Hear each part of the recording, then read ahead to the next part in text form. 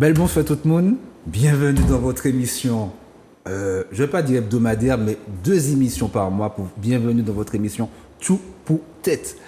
Vous me connaissez, c'est marqué juste en dessous. Non, c'est pas Jonathan Lery, c'est Jonathan Rosine. Bienvenue dans votre émission Tout pour tête. Un binôme, une équipe. Comment vas-tu, Naoui? Ça va bien, merci. Et toi-même? Tu vibres bien? Oui, je vibre bien. Bonne vibration.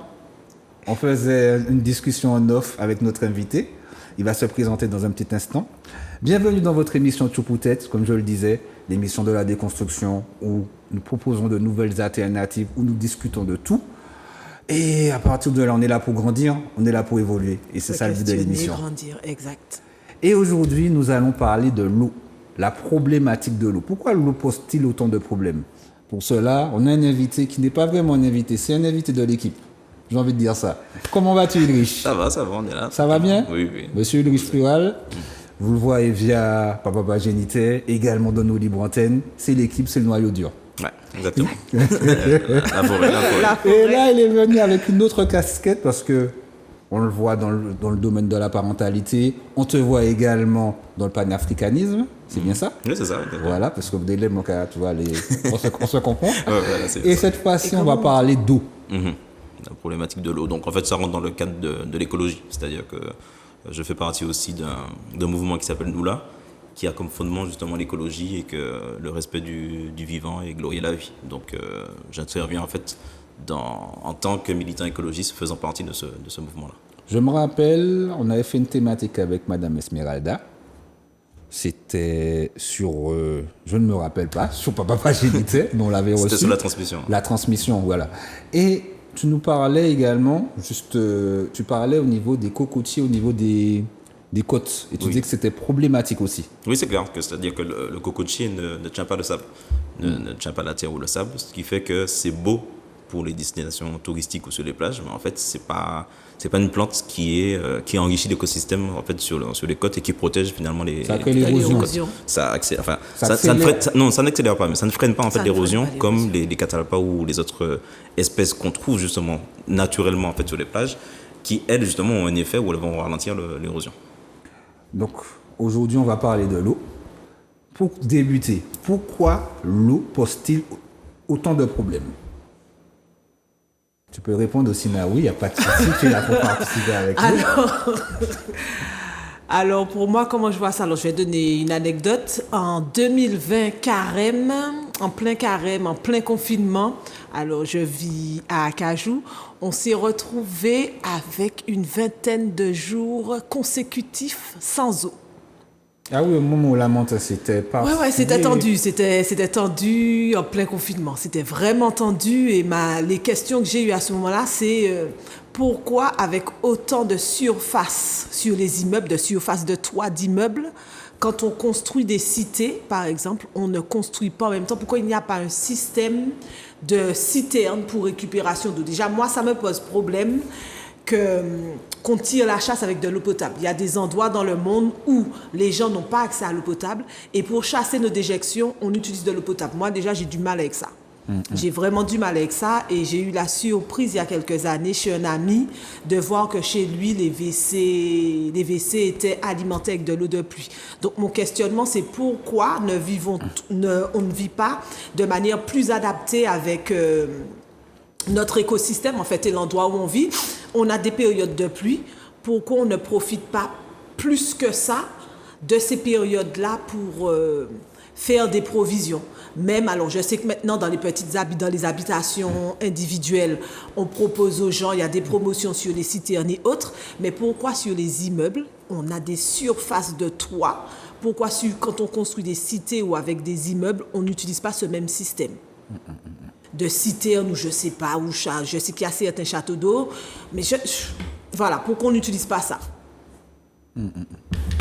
Et toi? Donc effectivement, comme elle le dit, je pense que ces dernières années, ça s'est accéléré parce qu'on a constaté justement des coupures d'eau récurrentes et notamment justement le stress, on appelle ça en écologie le stress hydrique. Donc il y a eu une grosse période de stress hydrique en 2020 2021 aussi, ça a été assez chaud. En fait, avec le changement climatique, les périodes de sécheresse vont être de plus en plus accrues et dures. Et en fait, directement, ça aura un impact en fait sur les consommateurs parce que il y aura la ressource en eau en fait va se faire de plus en plus rare et il y aura des périodes de stress comme ça qui, bon là, ça s'est concentré sur Acajou, Ducos, ces zones-là, mais ça peut en fait très rapidement en fait devenir une problématique sur l'île entière. Et en fait, les régions où il n'y a pas d'eau, ça devient problématique parce qu'il va falloir aller chercher la ressource, il va falloir que les gens aient cette ressource en eau là qui est vitale. Et forcément, en fait, s'il y a moins d'eau, en tout cas, pour une population, bah, au bout d'un moment, ça peut générer des conflits. Je peux dire également on dénomme quand même 161 rivières. Donc, on est quand même une île où il y a des rivières. Il y a 43 ravines d'eau. Il y a 70 cours d'eau principaux en Martinique. Donc, pourquoi parler de rareté quand il y a autant de rivières? Parce que, quand on interroge en tout cas nos anciens, ils disent bien en fait que les cours d'eau en fait sont de plus en plus bas. C'est-à-dire que les rivières justement, avant on pouvait avoir des bassins où on pouvait justement nager, faire du crawl, etc. C'était comme des petites piscines. Et en fait on a de moins en moins de rivières comme ceci en Martinique. Donc déjà on voit bien en fait qu'il y a un souci par rapport au niveau des cours d'eau en fait qui diminue au fur et à mesure.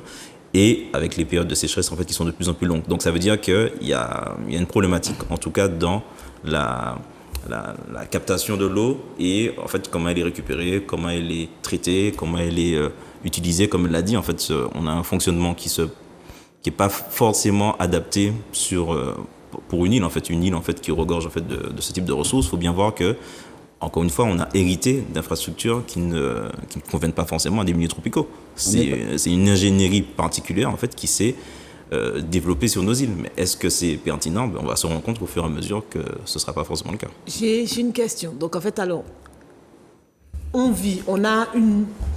nous sommes une île, comme tu dis, nous sommes une île avec des particularités.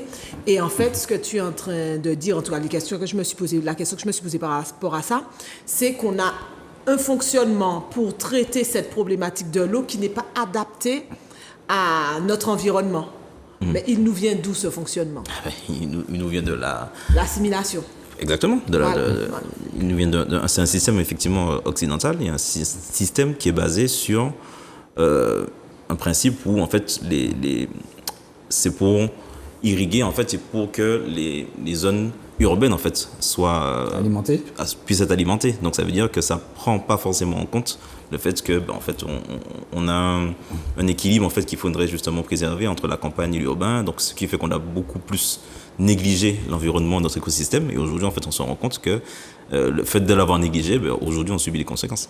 Donc on est passé d'abondance à une certaine période à la sécheresse alors. Alors pas forcément d'abondance, c'est-à-dire qu'on est passé d'un système assez archaïque justement où c'était des puits où il fallait justement aller chercher au puits, donc dans les villes, en tout cas dans les communautés ou les campagnes, il fallait faire un certain nombre de kilomètres pour aller chercher de l'eau, pour la ramener en mettant sur la tête, etc. Donc on est passé de ce système-là, qui existe d'ailleurs toujours dans certaines régions du monde, à un système un peu plus organisé justement d'eau potable avec des usines de traitement d'eau, des usines de captation, qui est un modèle de développement, certes, qui fait que justement on peut avoir de l'eau courante, comme elle l'a dit, en fait on peut avoir une chasse d'eau où c'est avec de l'eau potable, mais sur du long terme, c'était pas forcément étudié pour que ça fonctionne sur du long terme, sur une île qui a une ressource en eau en fait qui est assez abondante de base. Parce que quand je parlais de problématiques au niveau de l'eau, on peut constater que quand on parle de problématiques, on entend pollution au niveau de l'eau, rareté au niveau de l'eau, coût de l'eau très important en Martinique. Je crois que nous sommes parmi l'un des départements, l'un des territoires pseudo-français où le coût est le plus important. Donc, à travers toutes ces problématiques, malgré nos 161 rivières, malgré le vent de nos alizés, la mer, etc., l'eau reste un problème sur nos territoires. Et comment on en est arrivé jusque-là? Parce qu'on parle de pollution, on parle de chlordécone. On en a parlé avec Jimmy Lagancourt à travers l'été. On en a également parlé avec Jonathan Lery lors de nos premières émissions. Mais moi, j'ai le souvenir quand je passais à côté des cours d'eau, je voyais des gens laver des voitures. Donc il y avait aussi ce non-respect de nos rivières également. C'est pas forcément. Il y a eu une pollution de par le chlordécone, mais il y avait aussi une négligence de nos concitoyens par rapport à la rivière. C'est un manque de considération selon vous? Ben, il aurait fallu en fait que les personnes qui avaient ce type de pratique soient au courant en fait que c'était problématique pour l'écosystème. C'est-à-dire qu'à ce moment-là, c'était pas les idées écologiques n'étaient pas forcément véhiculées dans la population. Ce qui fait que à un moment donné, tu as besoin de nettoyer ta voiture, ben, tu vas en fait prendre un cours d'eau. Voilà, tu vas là où il y a de l'eau et tu la nettoies. Après, quand le travail justement de conscientisation a été fait et de volonté politique justement qui fait qu'il y a eu des grosses campagnes de communication interdisant d'aller dans les cours d'eau pour pouvoir nettoyer sa voiture ou nettoyer son linge, parce que le fait aussi de nettoyer son linge, ben, on utilise des produits, en tout cas certains qui sont justement très chimiques et très corrosifs. Ça justement c'est quand cette campagne a été faite qu'aujourd'hui on se rend compte que plus personne ne le fait. Mais à ce moment-là en fait les populations, on faut pas oublier que du fait de notre statut, on est français, en tout cas on a assimilé français depuis 1946, il faut bien voir qu'il y a un certain retard en fait qui avait été accumulé depuis l'esclavage et tout. On est passé d'une économie de plantation à une économie touristique, en tout cas une économie différente. Balnéaire. Voilà, balnéaire, en tout cas un système qui a changé et qui devait rattraper un retard par rapport aux infrastructures. Et on se rend compte qu'on n'a jamais rattrapé ce retard-là. Et que justement, la Guadeloupe et la Martinique sont des régions où la problématique de l'eau est la plus dommageable. En fait, c'est la plus terrible. D'ailleurs, la Guadeloupe vit des situations qui sont vraiment pires que nous. C'est-à-dire qu'il y a des coupures d'eau qui sont récurrentes. Au niveau de Goubert, tout ça, oui. Ben il y a énormément de coupures d'eau, sachant que l'eau est à quelques mètres de la plupart des fois des concitoyens. Des coupures, et quand il n'y en a pas, l'état de l'eau. J'ai vu des vidéos avec de l'eau coulant des robinets, macroscopiquement, donc visuellement parlant, c'était pas buvable. Parce qu'il y a du gaspillage au niveau également de l'infrastructure, au niveau de tout ce qui est tuyauterie.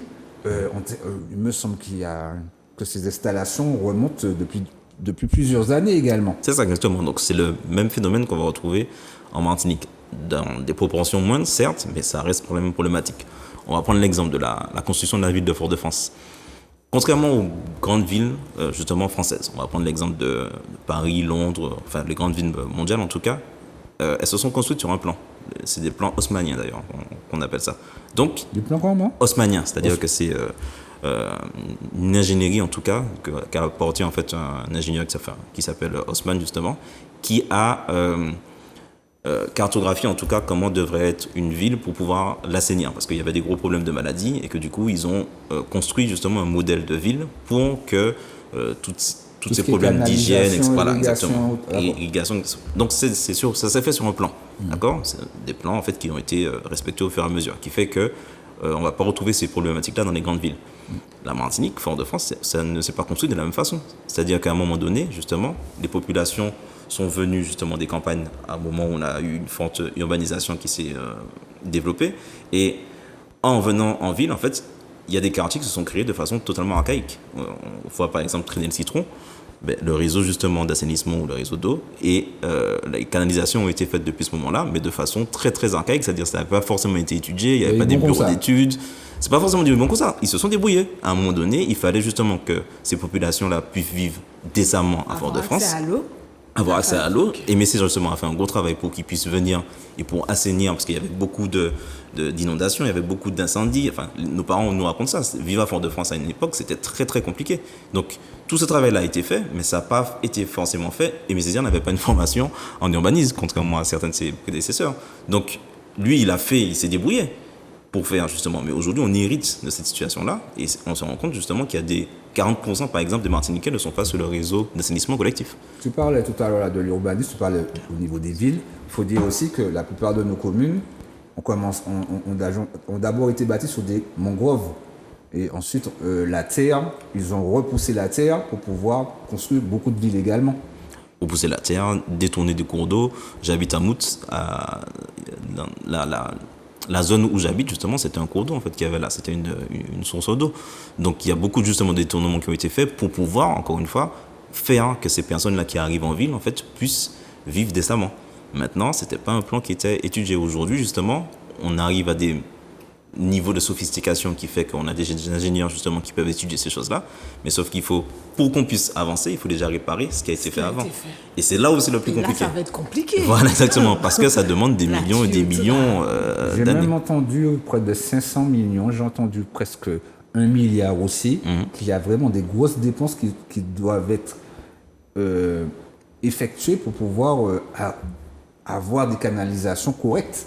Déjà, il y avait au niveau du Nord, il y avait cette polémique aussi pour le raccord de l'eau du Nord, c'était au niveau du Lorrain, au niveau de certains propriétaires qui ne voulaient pas laisser leur terre également pour pouvoir effectuer des travaux.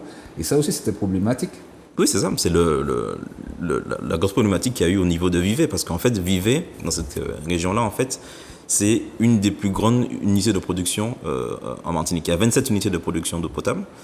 Et il y en a 5 qui sont majeures. Et Vevey, en fait, fait partie des productions d'eau majeures. Donc, ça veut dire que quand, justement, c'est un fort endroit, en fait, en captation d'eau et en traitement, si il y a une canalisation, justement, une principale, justement, qui est touchée, il faut pouvoir la réparer rapidement parce qu'elle va alimenter, en fait, tout le reste. Les ramifications tout le reste de l'île, parce que c'est une des usines majeures. Donc, forcément, ça a posé problème. Et en plus, ça a posé problème parce que la problématique de l'eau n'est pas isolée. Elle est liée aussi à du foncier. C'est-à-dire qu'il y a des moments où, justement, les canalisations vont passer sur des terrains privés. Et donc, forcément, les propriétaires ne vont pas forcément voir d'un bon œil que, imaginons qu'il fait des ananas, des patates douces, une production agricole, que sa production va s'arrêter pendant un certain nombre de mois. Le temps des travaux. Le temps des travaux.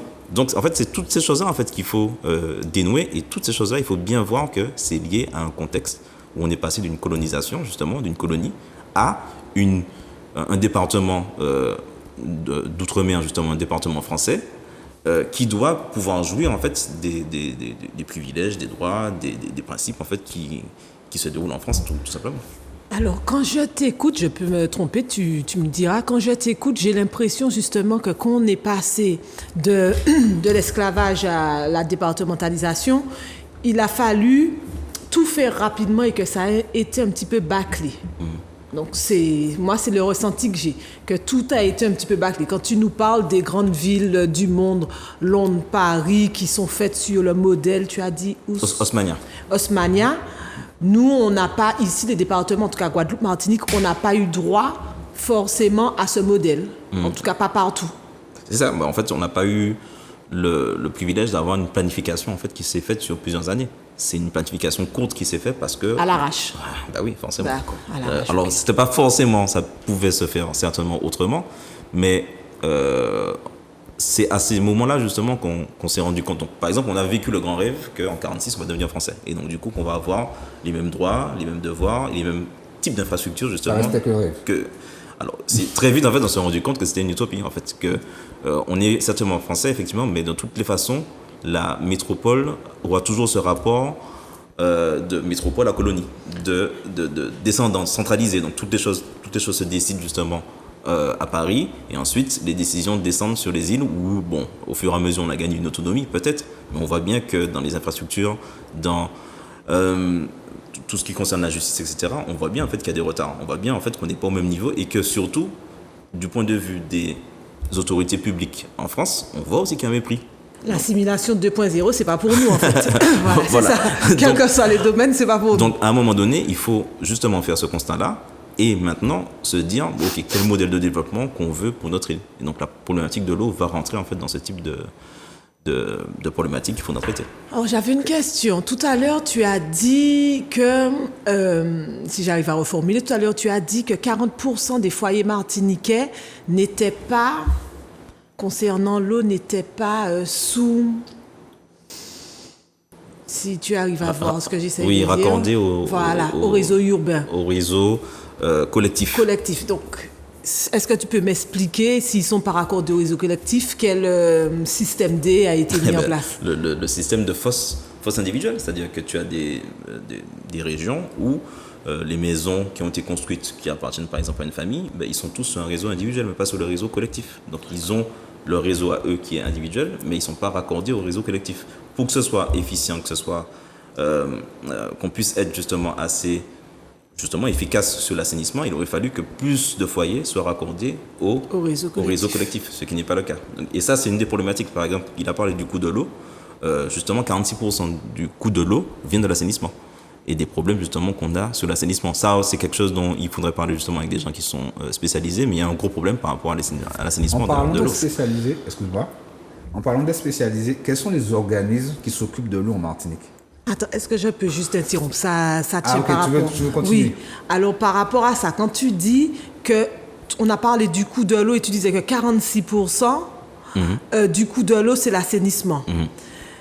Mais que 40% de la population n'est pas sur cet assainissement collectif. Est-ce que ces 40% qui ne sont pas sur cet assainissement collectif, donc bénéficient d'une réduction des 46% du coût de l'eau? Je ne sais pas si j'ai été claire. Non, c'est différent. C'est-à-dire qu'ils vont payer justement au prix fort le fait qu'ils ne sont pas raccordés au réseau collectif. Qui ne sont pas raccordés. Donc, OK. Voilà.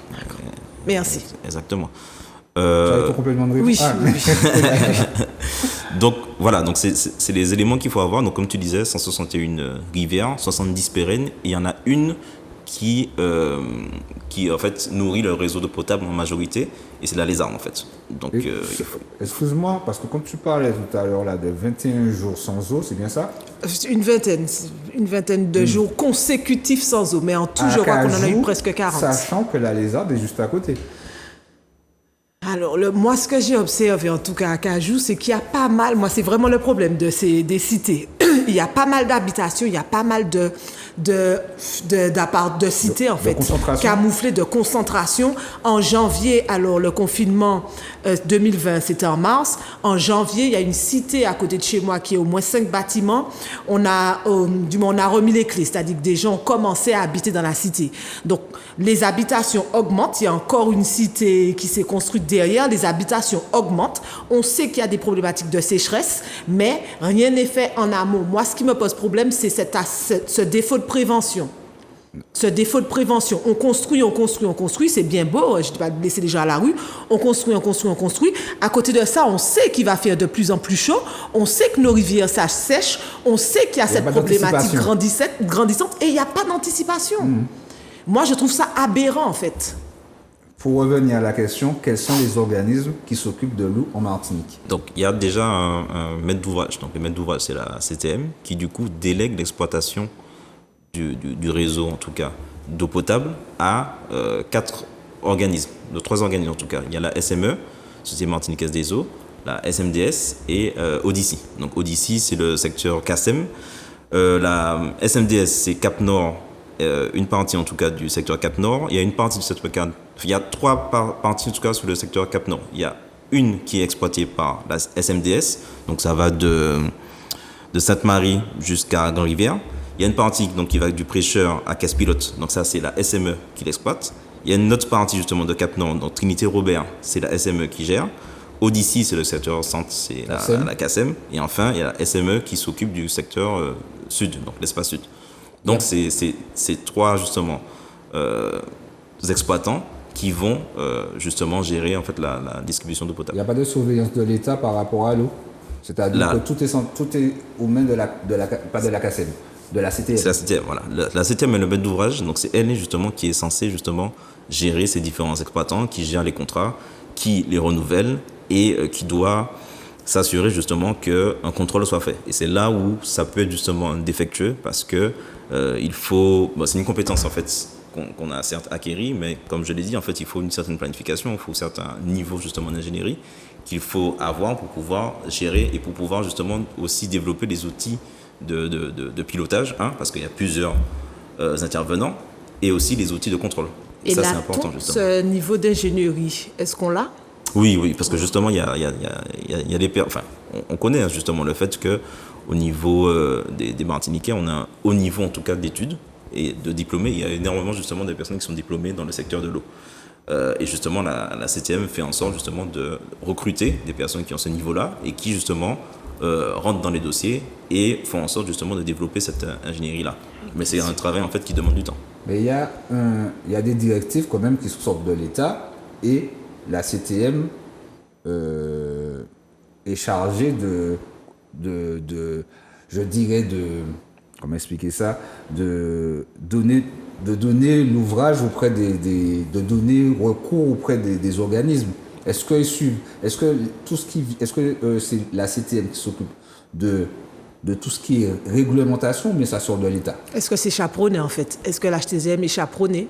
Entre autres, voilà. Mais de toute façon, dans notre système, de toutes les façons, on ne peut pas légiférer, en tout cas, en totale indépendance. Donc les lois, forcément, ne viennent pas de la CTM. Par contre, la CTM a la gestion.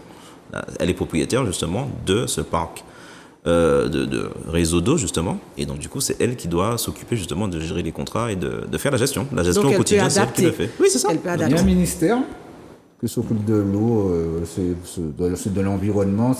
C'est assimilé avec quel ministère au niveau de l'eau? Ça, je ne sais pas c'est quel ministère exactement, mais il y a des services de l'État, effectivement, qui se... D'accord, ok. Non, j'essaie de voir le rapprochement entre la CTM et l'État. D'accord, mais C'était à travers il faut cette juste savoir interrogation-là justement que qu'on j'avais. a cette compétence-là et que la gestion, justement, c'est géré par la CTM. C'est vraiment, ça rentre dans le cadre de l'autonomie, c'est la CTM qui est le maître d'ouvrage.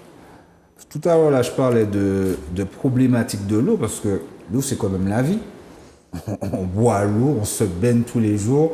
On parle de gaspillage de l'eau. Quand tu parlais de l'eau des toilettes qu'on utilise pour tirer la chasse avec de l'eau potable, est-ce que c'est pas aussi un nouveau fonctionnement à avoir auprès de notre population, au niveau également de tout ce qui est bâtiment, pour changer cette démarche-là qui est devenue obsolète par rapport à cette rarification de l'eau? Alors, c'est pas forcément que c'est obsolète, c'est-à-dire qu'il faut l'adapter. Il y a des comportements justement qu'il faudra qu'on bannisse en fait, au niveau individuel et tant au niveau collectif. Par exemple, en ce moment, c'est la préfecture par exemple qui a pris un arrêté pour que certaines choses, donc le lavage justement des voitures, le fait d'arroser en tout cas ces jardins d'agrément, justement là pour cette période-là, c'est interdit. Donc il faut comprendre que de toutes les façons, c'est interdit là, pour cette période-là, mais ça risque justement, si on reste sur ce niveau-là, déficience en tout cas du système d'eau, si on reste là-dessus, ça va être de plus en plus problématique. Ça va être peut-être Les des périodes arrêtés. vont se prolonger. Peut-être que ce sera juste pas forcément que pour la période de sécheresse, mais peut-être que ce sera sur des périodes qui seront beaucoup plus longues. Donc il y a des comportements qui de toute façon, il faudra qu'on adopte. Et comme elle a dit, par exemple la citerne, on voit bien en fait qu'il y a de plus en plus de personnes qui comprennent l'enjeu et qui justement se responsabilisent par rapport à ça. Mais il faut aussi bien allier la responsabilité individuelle et la responsabilité collective. Voilà. Donc par exemple, justement, je fais partie des personnes qui sont des citoyens et qui, à partir des constats, comme Naoui l'a fait, se disent, mais en fait, il y a une problématique, comment on peut la traiter, et est-ce qu'on laisse justement un certain nombre de personnes, donc des élus, gérer seuls en fait ces problématiques-là qui touchent tous les citoyens. Je pense justement qu'il faut qu'on intervienne. Il y a eu un souci, par exemple, en 2016, il y a eu une plainte, il y a eu un problème avec le maire justement de Grand-Rivière par rapport à la SMDS, parce qu'il y avait des soupçons de fonds qui étaient captés. C'est-à-dire qu'il y a une facturation qui est faite, il fallait facturer un peu plus pour qu'il y ait certains revenus, en tout cas, qui soient passés, en tout cas, dans une liquidité qui est donnée à certaines personnes. C'est des systèmes de corruption qu'on retrouve au SMTVD, ça c'est connu en fait. Les rapports sont là, il suffit d'aller les chercher, où il y a des problèmes justement de corruption dans toutes ces exploitants. À Odyssey aussi, il y a des problèmes, il y a des plaintes en fait qui ont été déposées. Bon, il faut suivre justement ces affaires-là. Donc, à un moment donné, en tant que citoyen, nous aussi, il faut qu'on contrôle, à savoir, est-ce que les personnes qu'on a mis à des positions stratégiques pour gérer l'eau, est-ce que ces personnes-là, il faut qu'on puisse les contrôler. Il faut que les citoyens justement martiniquais puissent savoir qu'est-ce qui se passe, avoir une certaine transparence sur comment la problématique de l'eau est gérée et intervenir en cas de problème. Quand on voit justement qu'il y a quelque chose qui est pas efficient ou qui ne fonctionne pas bien, justement, qu'il y a de la corruption, il faut aussi qu'on puisse avoir des systèmes d'alerte pour qu'il y ait des contre-pouvoirs. Il ne faut pas qu'il y ait des gens qui aient plein pouvoir, en tout cas, sur la gestion de l'eau en Martinique. Donc collectivement et individuellement, on se retrouve déjà à devoir pas se battre contre le climat, mais essayer de s'adapter au climat. Essayer de s'adapter au climat et aux plus grandes sécheresses à venir, mais en plus à la corruption qui s'y rajoute. C'est ça. On est bon? C'est particulier quand même. On est bon? On cumule. Donc c'est pour ça qu'il faut être bien vigilant. Par exemple, il y a 50% justement de l'eau qui est captée qui disparaît dans les réseaux. C'est-à-dire que nos canalisations, justement, on en a parlé, sont assez obsolètes, surtout sur le niveau centre. Le niveau du sud, justement, a été le niveau de la canalisation a été fait assez récemment, donc il est assez performant. Mais par exemple, sur le centre, c'est à peu près 50% justement de l'eau qui n'arrive pas au robinet en fait des citoyens et qui payent pourtant plus cher. Et donc, elle passe où? Il passe où ces 50%? ce sont des fuites justement, ce sont des fuites qu'il y a dans le réseau. Et comme je parlais justement de cette ingénierie-là, il faut avoir cette connaissance-là de d'où vient la fuite et ensuite la fuite plutôt et surtout d'intervenir assez rapidement pour pouvoir la colmater. Mais de façon structurelle, il y a des fuites en fait sur le réseau qui fait que justement 50% n'arrivent pas au robinet. Donc maintenant, il faudrait justement pouvoir changer tout ce réseau-là. Mais ça demande en fait des travaux, ça demande des efforts. Donc comme tu l'as dit tout à l'heure, il y a le changement climatique qui va s'ajouter à cela. La corruption et les fuites. Donc on est à 3. Et les problèmes structurels. Et donc ça demande en fait une vraie volonté politique et qui doit être accompagnée en fait d'une compréhension de la citoyenneté des Martiniquais au fait qu'il faut que urgemment on puisse changer ce réseau de canalisation et pas mettre des roustines quand il y a des fuites, mais changer bel et bien le réseau. Parce que ça aussi, il faut aller chercher des informations sur savoir comment est le réseau, faire les tests assez fréquents justement. Il faut arrêter de réparer. Il faut refaire. Il faut refaire avec une ingénierie, avec une pensée justement qui sera adaptée à notre situation, notre écosystème, adaptée à notre situation géologique, le fait qu'on ait une île volcanique, etc., et adaptée à nos besoins futurs. C'est-à-dire qu'il faut certainement se poser la question de est-ce qu'on va continuer à profiter des ressources telles qu'on le fait aujourd'hui? Est-ce qu'il ne faudra pas à un moment donné, on peut pas. Voilà, freiner? Et qui dit frein dit moins de confort. Et là, c'est là où ça va devenir justement... On sait à quel point on est attaché à notre confort. Là, moi, tu m'as fait un petit peu flipper. J'espère que tu as fait flipper tout le monde. Parce que 50%, c'est la moitié. Ouais, c'est ça. Donc, en fait, on a déjà moins d'eau dans nos rivières. On a le climat qui est plus chaud. Donc, on aura moins d'eau. On aura encore moins d'eau. Et dans ce moins d'eau, il y a 50% qui se barrent. Qui disparaissent.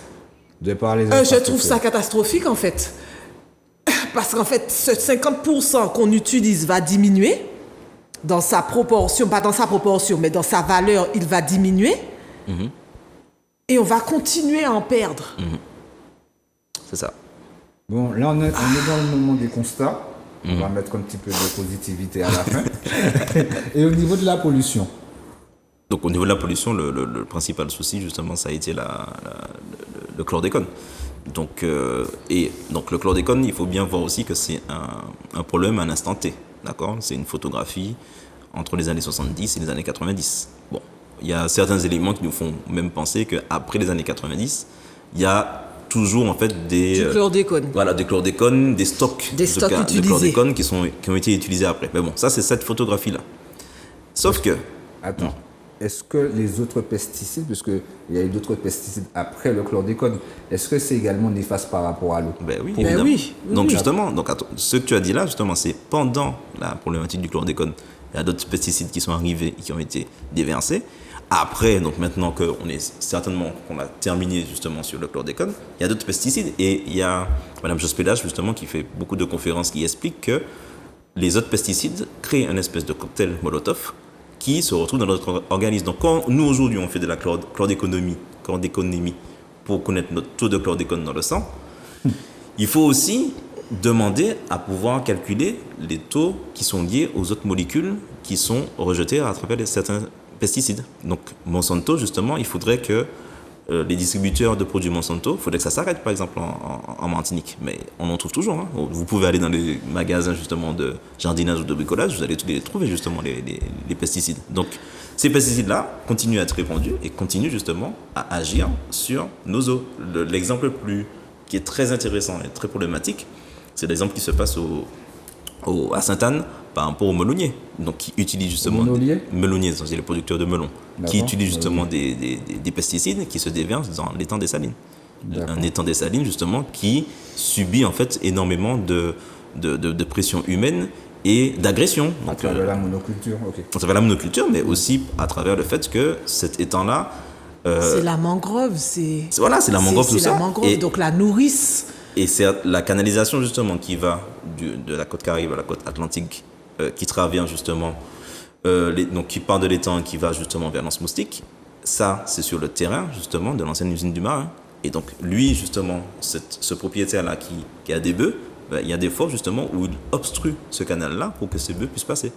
Donc il y a toutes ces problématiques-là en fait qu'il faut conjuguer. Et comme je l'ai dit, nous sommes issus d'une colonisation. Et en fait, toutes ces problématiques-là, justement, sont liées à cette histoire-là qu'on a et qu'il faut traiter, par exemple. Donc, quand tu parlais justement de propriété, par exemple, l'expropriation, il n'y a que l'État qui peut le faire.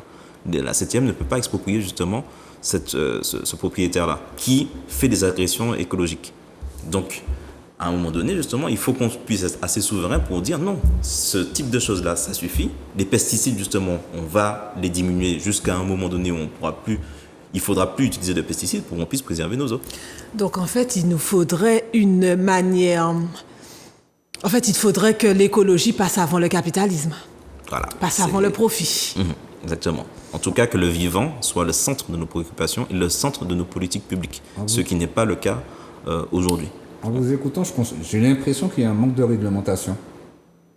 Alors, la réglementation ne fait pas tout. Il y a la réglementation est là. Le plus compliqué, c'est l'application. Voilà. Donc, il y a des choses qui sont décidées, qui sont très jolies sur le papier. L'étang des Salines, justement, c'est dans une convention Ramsar. Il y a aussi un dispositif grand site qui a été organisé pour que, justement, ces zones-là soient protégées. Mais dans les faits, quand il y a ce type d'agression-là, ben en fait, les organismes qui sont censés les protéger sont démunis pour pouvoir agir. Et c'est, in fine, finalement, ce sont les citoyens... Par quoi? Par un manque de moyens? Oui, évidemment, il y a un manque de moyens structurels. L'ONF, justement, si vous suivez un peu les situations, les grèves, parce que c'est pas tout de savoir qu'il y a des grèves, il faut aussi s'intéresser à pourquoi il y a des grèves. Au fur et à mesure, justement, les effectifs à l'ONF sont réduits et les personnes qui sont à l'ONF, justement, leur statut va changer d'un statut où ils ont certaines fois justement des CDI ou autre chose en entreprise d'insertion, qui fait que ce sera plus le même type de statut, par exemple. Donc ça veut dire qu'il y a des postes qui vont disparaître et qui vont se transformer en contrats précaires. Donc eux, justement, n'ont plus forcément les moyens de veiller, par exemple, à l'écosystème sur la forêt, parce que l'ONF, c'est plutôt sur la forêt. Mais c'est la même chose, en fait, qu'on va retrouver à la SME, SMDS, tous ces exploitants-là, ou l'Office de l'eau. Ben, c'est une gestion qui est basée sur la gestion des coûts. Il ne faut pas, en fait, que les personnels, justement, coûtent trop, justement, à la collectivité. Donc, encore du capitalisme. Mais voilà, mais quand on fait ça, c'est comme dans l'éducation. Quand on a une gestion qui est basée sur les coûts, ben, en fait, l'écologie, ça passe à côté. Et donc, du coup, ben, on n'a plus autant de personnes qui peuvent s'occuper par exemple, à donner une amende à quelqu'un qui crée en fait des crimes, des écocides, parce qu'on a vu justement les répercussions sur les poissons justement de l'autre côté. Ce sont des écocides, mais est-ce qu'ils ont les moyens justement de pouvoir interpeller ce type de personnes? Qui doit décider? Par exemple, c'est l'État. Est-ce que l'État a une volonté vraiment d'exproprier? Quand on pense profit, comme tu disais tout à l'heure, quand on pense profit, l'humain passe à l'as, le vivant passe à l'as. Oui, clairement. C'est pas. On voit bien justement dans nos échanges que il y a une différence entre des personnes justement qui mettent le vivant en avant, qui le mettent en premier, justement, la gestion du vivant, et d'autres, en fait, qui sont sur une gestion de coûts, gestion de profits, de comment, en fait, ils vont arriver, justement, à continuer à se faire des profits sur les ressources. Le foncier, c'est l'État. L'ONF, c'est l'État. Non, l'ONF, c'est une société d'économie mixte qui est pareil, en fait, l'État et la CTM sont propriétaires de certains territoires justement forestiers en tout cas, ou sur les rives justement c'est l'État par exemple qui est propriétaire, et l'ONF est censé gérer la forêt justement. Simplement, ce qu'on oublie, c'est que l'ONF a une volonté, dans ses statuts, comme c'est une société d'économie mixte, elle doit aussi faire des profits. Et elle le fait sur quoi? Sur le bois. Donc ils revendent en fait du bois, donc ils coupent aussi du bois. Donc il faut qu'ils puissent vivre par rapport à cela. Donc pareil, en fait, c'est problématique de savoir que c'est une société en fait qui a aussi un but lucratif. Voilà, pas seulement un but d'utilité publique. Et on va le retrouver justement avec la SME, la SMDS, ce sont des filières de Suez par exemple, de Suez ou de SOR. Donc ce sont des groupes qui font de l'argent en fait, tout simplement.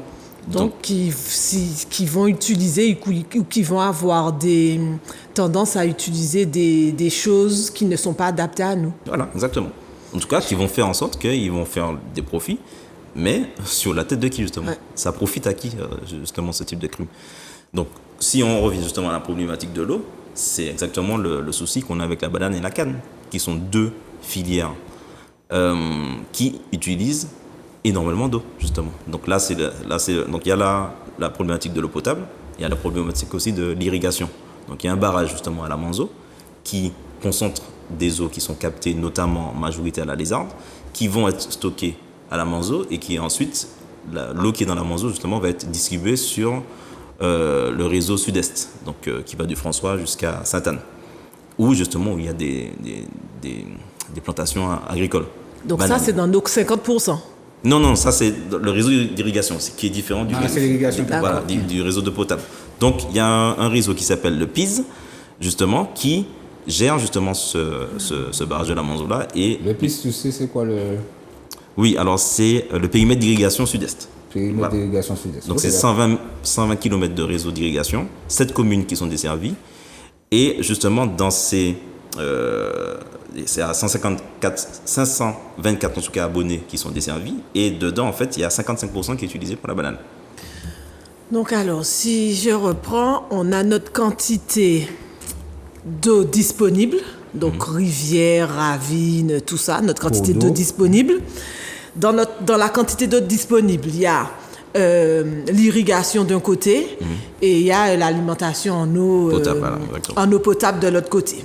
Donc déjà, nos ressources qui se raréfient sont divisées en deux. Voilà, exactement. Irrigation et eau potable. Mais il faut retenir qu'elle se raréfie. À la source, on en a moins. Donc irrigation, eau potable. Dans l'eau potable, on perd 50%. Voilà, exactement. Dans l'irrigation, 55% est utilisé 55% pour la banane. Pour la monoculture. Ouais, exactement. Donc, d'une filière qu'on sait aujourd'hui qui n'est pas rentable. Qu'on sait aujourd'hui qui Qui vit, est des subventions. voilà, qui vit à travers les subventions. Donc, aujourd'hui, par exemple, on se rend compte qu'il y a des appels d'offres qui sont lancés pour qu'ils puissent diversifier leur culture. Et en fait, le mécanisme, en fait, ce qui est dangereux dans cela, c'est que ce sont les mêmes qui ont fait des profits, qui ont des subventions, qui leur ont permis de vivre jusqu'à aujourd'hui. On leur donne les moyens de diversifier leur production pour qu'ils puissent continuer à être rentables. Donc ceux qui ont déjà de l'argent sont ceux qui reçoivent les subventions. Et voilà, donc là, ils vont recevoir de moins en moins de subventions pour l'exploitation de la banane, parce qu'on se rend compte que c'est Ils dangereux. vont se diversifier. Ils vont se diversifier et on les accompagne pour qu'ils puissent diversifier. Donc il y a des dotations justement qui sont données par l'État et aussi les fonds européens qui vont être encore une fois captés toujours par les mêmes. Toujours pour avoir une sauvegarde du foncier.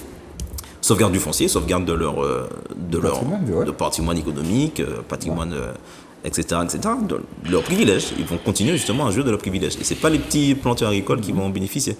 Et il faut voir que justement sur ce réseau PIS, c'est pareil en fait, la majorité, ce ne sont pas des petits producteurs, ce sont les gros producteurs qui en bénéficient. Donc, la Manzo, par exemple, on se rend compte que l'eau qui est dans la Manzo, des raisons aussi structurelles, le barrage diminue au fur et à mesure. C'est-à-dire que... Ça, je le constate. Donc, en fait, il y a une période où il se remplit, le barrage, environ 6 mois dans l'année, et il y a 6 mois justement où il se déverse. Et même quand il se remplit, j'ai pas l'impression qu'il se remplit Et tant en que ça fait, aussi. il se remplit de moins en moins haut. Oui, je Voilà. le constate aussi. Comme les rivières, même en période de pluie, on voit que le niveau n'atteint jamais ceux des années précédentes. Voilà, exactement. Donc il faut vraiment faire attention à cela et faire attention justement à... Il faudra faire des choix. À un moment donné, il faudra faire des choix et ça peut être justement problématique. Et il y a des groupes qui vont utiliser leur force de lobby pour dire attention, non, nous, il faut que notre précaré, il faut que notre industrie puisse continuer de rouler. Et à un moment donné, il faudra faire des choix. C'est soit on prime sur l'industrie et sur cette production qui apparemment fait briller la Martinique dans le monde entier. D'accord? Sauf notre santé. Banane. Je crois qu'elle ne fait pas briller notre Voilà. santé. Donc c'est soit notre capital économique, il faudra faire un choix entre notre capital économique ou notre capital humain. Mais le truc que je trouve bizarre, c'est que chaque année, on dit que, selon l'INSEE, qu'il y a une perte de la population. Malgré cette perte de la population, s'il y a une perte de population, il devrait avoir moins de consommation. Malgré ça, il y a cette perte d'eau, cette rarification qui continue à s'accroître chaque année. Mais, par rapport à ce que tu dis, voilà, c'est des chiffres qui sont donnés par l'INSEE. Il y a plusieurs études ou analyses qui ont montré que ça ne prend pas forcément en compte justement l'immigration extérieure L'INSEE. justement Voilà. qui s'installe ici. Tout à fait. Voilà, qui fait que, et comme justement il y a aussi une analyse qui montrait que c'est bizarre parce que justement il y a moins de population mais il y a plus de consommation de véhicules, plus de consommation dans les grandes distributions, etc. Donc c'est bizarre. Et c'est pour ça que je disais tout à l'heure, l'idée de croissance, il va falloir aussi qu'on puisse revoir cela parce qu'on est dans une croissance économique où on alimente un système économique, mais la croissance au niveau humain, est-ce qu'on arrive justement à des moments de croissance? Et avec le changement climatique, il faudra certainement remettre en question ce concept de croissance et parler soit de stagnation, on reste à ce niveau de vie-là et on s'y maintient et on fait en sorte qu'il soit le plus vertueux possible, ou alors effectivement on passe par la décroissance, on consomme différemment d'aujourd'hui, moins pour certains postes, c'est-à-dire l'eau et l'électricité. Il faudra certainement se poser la question. Par exemple, sur l'électricité, est-ce qu'il faut continuer à ce que des grandes centrales. enseignes, par exemple, EDF, tout ça, ok. usent autant d'électricité pour la pas publicité? EDF, Pas c'est-à-dire EDF, que c'est-à-dire- la nuit, tu te retrouves à passer près de centres commerciaux où le parking est écléré. Voilà. Voilà, le parking, il est éclairé. Est-ce que ce sera toujours pertinent? Est-ce que ce sera toujours pertinent d'utiliser 55% de notre ressource Est-ce que d'eau? est-ce qu'à l'instant T là, c'est pertinent? Je ne crois pas. Nous, la nuit, on était la lumière chez nous. Voilà. Et c'est ça en fait qui est Et on compliqué. utilise le solaire. Mais et c'est ça qui est compliqué, c'est que justement, on demande beaucoup trop aux individus de se responsabiliser et le système en fait continue à se nourrir de façon équivalente. Ne change pas ses habitudes. Ne change pas ses habitudes. Donc c'est toujours l'individu. Donc nous qui héritons déjà de problèmes historiques qui sont liés à des agressions, l'esclavage, etc., la colonisation. Donc on a subi ça. On n'a jamais rattrapé notre retard en termes de développement. Et en plus, aujourd'hui, c'est nous qui devons faire plus de concessions que certaines autres institutions Donc, qui ont toujours vécu, joui de privilèges. On doit se serrer la ceinture pour que ça aille mieux, mais on ne demande pas aux gros de changer leur manière de vivre pour que ça aille mieux. Ça me rappelle un petit peu, juste une anecdote qu'on a tous vécue, que le président nous demande de faire des économies d'énergie, mais qu'il prend son avion 2 fois dans la semaine pour aller voir un match au Qatar. C'est ça. Donc c'est un petit peu le même, Voilà, c'est ça, c'est exactement. un petit peu la même chose. Il a dit que l'abondance était terminée. Oui, mais c'est ça. Parenthèse, hein. L'abondance est terminée. Non, mais c'est exactement ça. C'est-à-dire qu'on nous dit l'abondance est terminée. Donc, on nous demande, nous, les petits, de nous serrer la ceinture, d'adapter notre manière de vivre, de changer, de moins consommer, de toujours moins, toujours moins, toujours moins. Mais en vrai, ceux qui ont tout, ils font leur life. Ils ne changent pas, en fait. Ceux qui comptent vraiment dans la balance, leur fonctionnement, on ne leur demande pas de changer leur fonctionnement, alors que c'est leur fonctionnement qui font pencher cette balance. C'est un petit peu... En Exactement. France, je sais aussi en Espagne, l'eau devient de plus en plus rare. Mais partout, en fait. Le cagis forgé au niveau de la nappe phréatique. Phréatique. Est-ce que vous pensez, comment c'est parti ici, que c'est quelque chose qui peut se faire en Martinique? Il y a déjà eu des projets justement qui ont été lancés pour faire des forages. Il y a des mouvements comme la Sopama qui ont lutté parce que s'il y a déjà moins de ressources au niveau justement surface, si on va commencer à pomper dans les nappes phréatiques, là c'est dangereux parce que l'eau des nappes phréatiques justement ça a une énorme importance dans nos écosystèmes. Donc si on assèche par exemple l'eau des nappes phréatiques, ça va être encore plus catastrophique Il y a que une- ceux déjà qu'on subit.